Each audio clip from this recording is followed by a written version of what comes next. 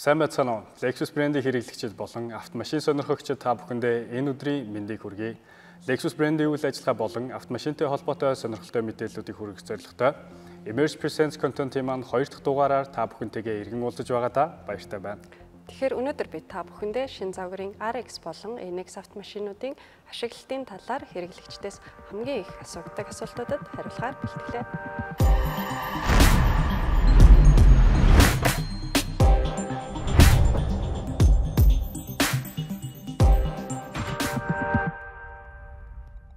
Автомашины функц болон үйлдвэрийн системүүдийг тайлбарлахаас өмнө Монгол улсад албан ёсоор борлуулагдаж байгаа Lexus RX-ийн 5 дугаар үеийн 3 загварыг та бүхэндээ товчхон танилцуулахаар шийдлээ. Эхний загвар бол RX 350 2.4 литрийн хөдөлгүүрийн багтаамжтай 275 морины хүчтэйгээр борлуулагдаж байна. Хоёрдугаар загвар бол RX 350H буюу RX-ийн хайбрид загвар байгаа. Энэхүү загвар маань 2.5 литрийн хөдөлгүүрийн багтаамжтай 246 морины хүчтэйгээр борлуулагдаж байна. Гуравдугаар загвар бол RX 500H буюу F-Sport загвар байгаа. Энэхүү загвар маань 2.4 литрийн хөдөлгүүрийн багтаамжтай 366 морины хүчтэй хайбрид мотор болон турбо хосолсон гэдгээр давуу талтайгаар тус борлуулагдаж байна.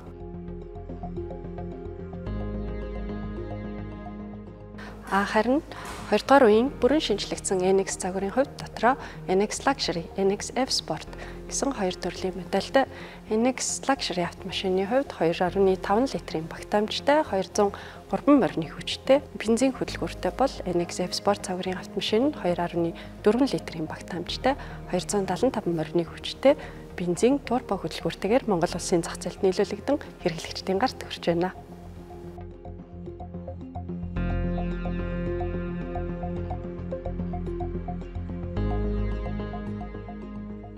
Lexus брэнд маань 2021 оноос эхлээд Next Chapter буюу шинэ 900 руу орж байгаа гэж үзэж байгаа. Энэ юу гэсэн үг вэ гэхээр Lexus брэндийн автомашинууд илүү дэвшилтэт технологи болон ухаалаг үйлдвэрийн системүүд дээр суурилсан автомашинуудыг бүтээхийг зорж байгаа гэсэн үг. За энэний нэг жишээ бол Apple CarPlay болон Android Auto гэсэн үйлдвэрийн системүүд байна. Яг одоо та бүхэндээ Apple CarPlay-ээр дамжуулан хэрхэн гар утсаа машинтайгаа холбох үйлдэлийг танилцуулъя. Эхлээд та автомашиныхаа аудио хэсэг рүү орно. Үүний дараагаар Sources гэсэн цэстээр сонгоод Manage Devices. За ингээд та эхлээд Bluetooth-ээр автомашинтайгаа утсаа холбох шаардлагатай болно.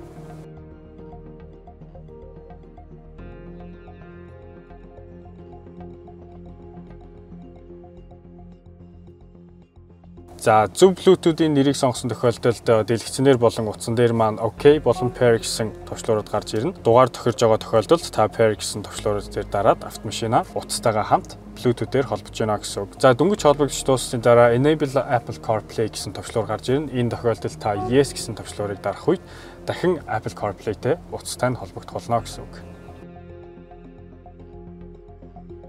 Ингээд таны гар утас автомашинтайгаа холбогдсон тохиолдолд Apple CarPlay нэвтэгдсэн үед та утсаа утасгүй цэнэглэгчдээр цэнэглэх үедээ гар утсаа автомашинаасаа удирдах боломжтой юм аа.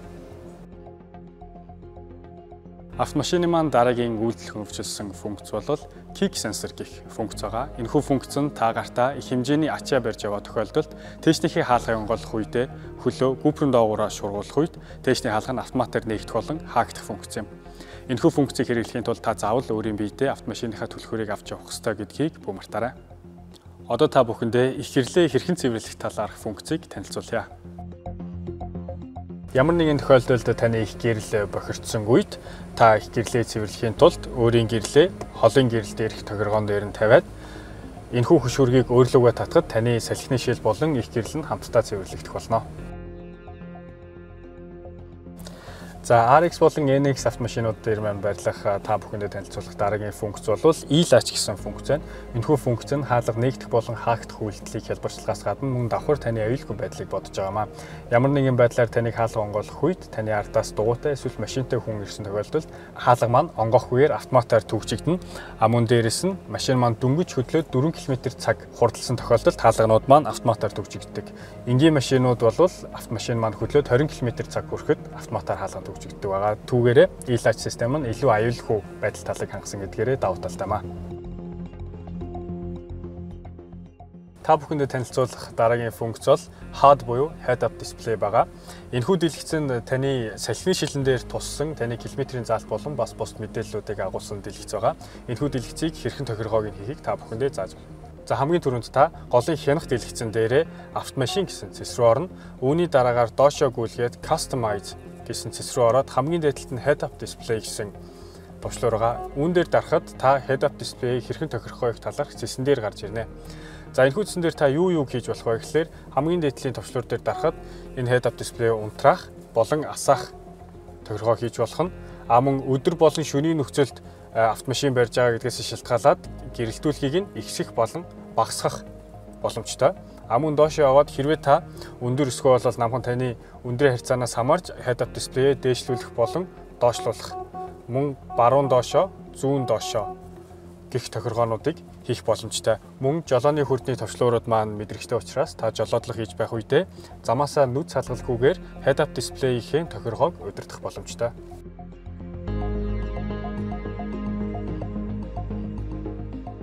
Lexus Safety System 3.0-д маань автомат брейк буюу автоматар тоор мөслөх функц байдаг.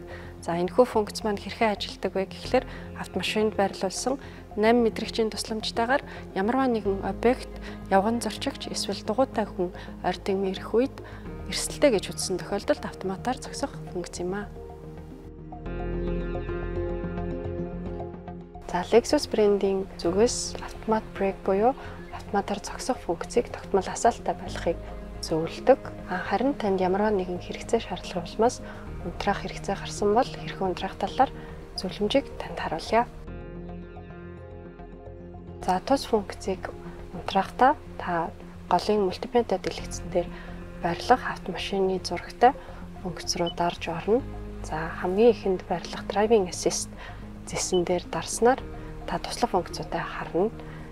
За цагаан буюу идэхгүй байгаа, цэнхэр буюу идэхтэй байгаа функцуудыг та бүхэн харж байна. За Parking Support Brake буюу зогсоолын автомат хоромсыг идэвхжүүлэн үүний тулд нэг удаа товшоход цэнхэр өнгөтэй болж идэвхжнэ, харин унтраахын тулд дахин нэг удаа товшиж унтраахад болно.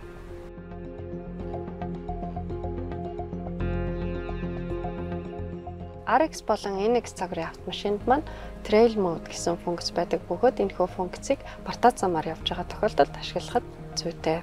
Жишээлбэл та бартаа замаар явж байгаад нэг дугуй нь агаар дүрхсэн байлаа гэж бодъё. Энэ үед агаар дүрхсэн дугуйны хүчийг бусад дугуйд шилжүүлснээр тухайн нөхцөл байдлаас амархан гарахад тусалдаг функц юм аа. За энэхүү функцийг ажилуулахдаа арааны эрч чагны хойно байрлах товчлуур дээр дарж идэвхжүүлнэ. Идэвхжсэн байдлыг болохоор хянах самбар дээр ногоон гэрэл аснаар мэдэж болно. Шинжлэгдсэн RX загварын автомашин худалдаа авсан үйлчлүүлэгчид маань хамгийн их түгээмэл учирдаг асуудал бол араа шилжүүлэх байдаг. Энэхүү автомашин маань одоо жолоочид механик автомашин барьж байгаа мэдрэмжийг төрүүлэх зорилгоор бүтээгдсэн арааны бүтцтэй. За энэхүү арааг хэрхэн зөв шилжүүлэх талаар яг одоо харуулъя. За эхний ээлжинд та арааг зүүн тишээ буюу өөрлөвхөө татна.